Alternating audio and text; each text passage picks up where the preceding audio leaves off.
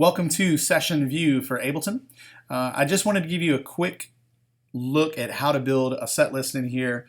It's probably the easiest setup in Ableton, and again, Ableton does way more than we will ever use it for, but there are going to be things in here that you just don't need to worry about. Don't let it confuse you. So let's get to work. Basically right here you have, when you open Ableton, it will open to this particular view, and then you have the MIDI tracks that are here. You also have reverb and delay. We don't use these, so go ahead and delete that out. So you'll just click on the track itself, hit delete, delete again, click on reverb and delete and delay, and you can click and drag this master area over here out a little bit. The reason why you'll want to see this is because this is where the names of your songs, the tempo, the time signature, and other song information is going to be.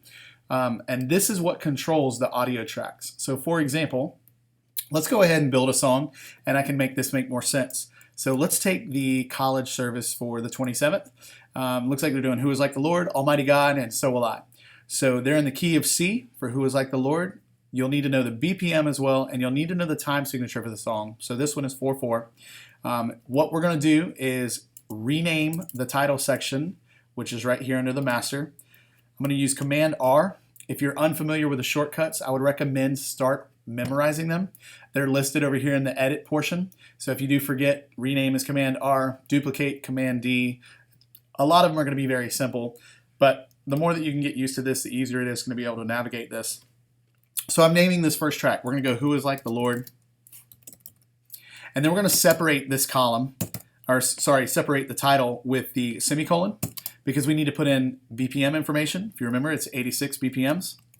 Make sure that you add BPM after the number, because if you just put a number in, it does not communicate to Ableton that you need to change the tempo.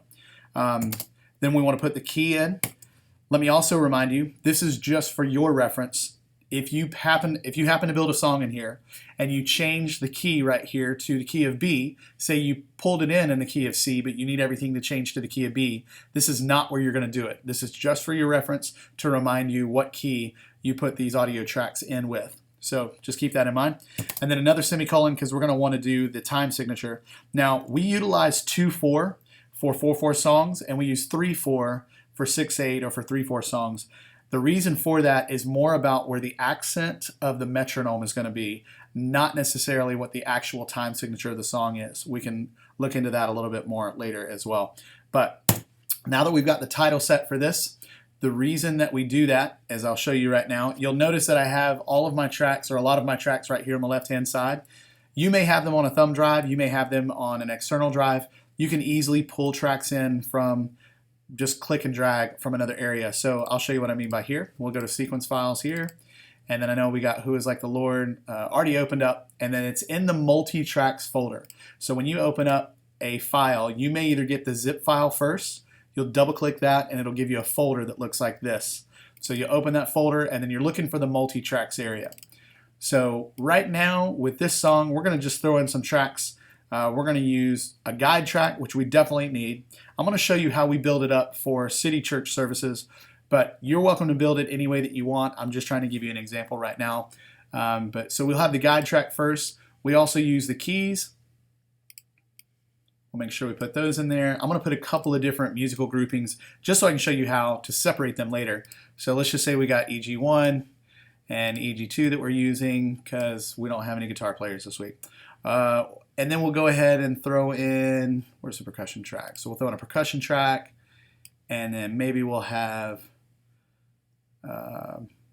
acoustic guitar in here too. So we'll throw that guy in. So I'm going to move this guy down just a little bit. I'll show you what I mean by this in a minute.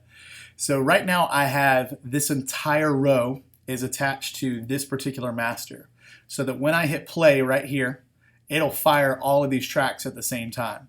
So you can notice the guide is going right now.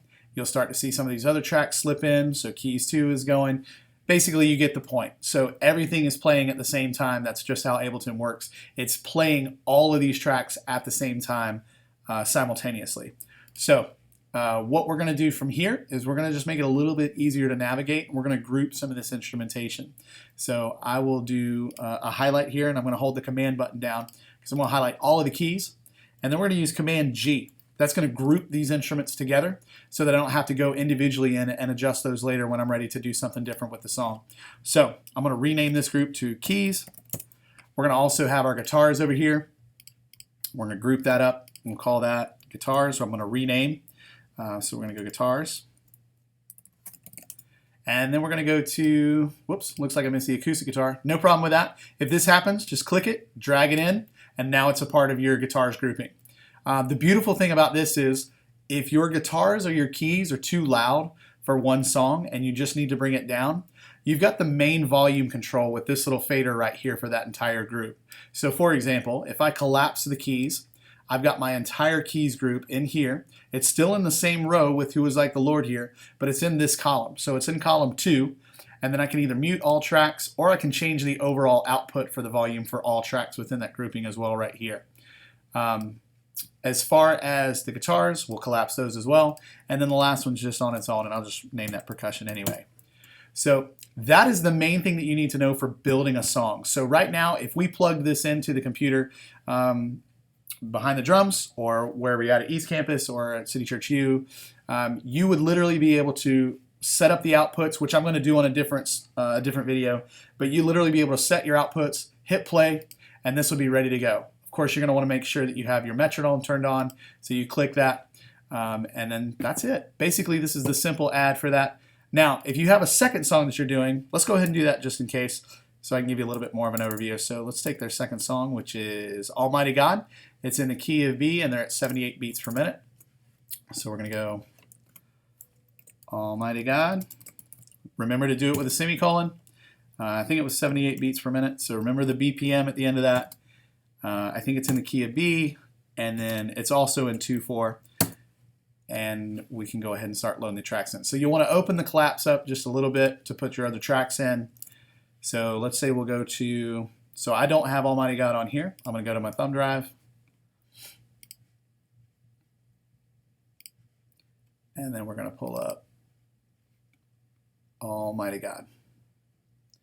Do it again, go back into multi-tracks. We're going to do the same thing that we just did with the other song. However, this time, instead of moving stuff around, this is where it gets a little tricky. You want to make sure that you have enough audio files in your grouping to adapt to all the tracks that you need. Now, because we have less files here than we did for the other song, I'm probably not going to run into this issue. But let's just say, for example, with this song, you had 5 keys instead of just 3 key places. So right now, I would still put these keys in place here for song 2 under Almighty God in this second row. And then I have a percussion track, so I'm going to obviously tag that one into the percussion column. And then I have an EG1, so I'm going to put that in the EG1 column. And look, I got an acoustic guitar too, so I'm going to put the acoustic guitar in there as well. But let's just say, for example, I had 3 more keys that I need to do. Well, you can click on the last column for that particular grouping and then hit Command-T, and that's going to open up more audio tracks for you to be able to place things in there. Because you'll notice if you didn't have these tracks in here, you're not able to just take a track and throw it in the middle somewhere, or else it's going to throw it in the same line as the other ones, or it's going to take over, for example, so if I put this track in here over keys 1, it's just going to delete the old keys track. So if you'll notice, it's not even there anymore. It overwrites anything that you drag it on top of. So I don't want to do that. I want to create more space for more keys to go into it.